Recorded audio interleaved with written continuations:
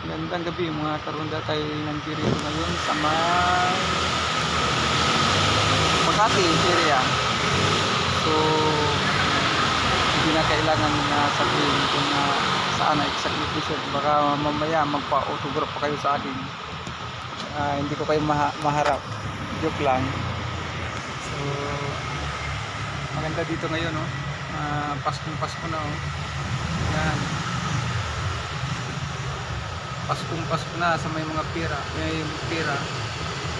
Sa mga walang pira na tulad ko, ako'y makikipasko sa inyo mga karonda. So ingat na lang at naway i-bless tayo ni Lord na pare-pareho. Maging gabayan tayong lahat.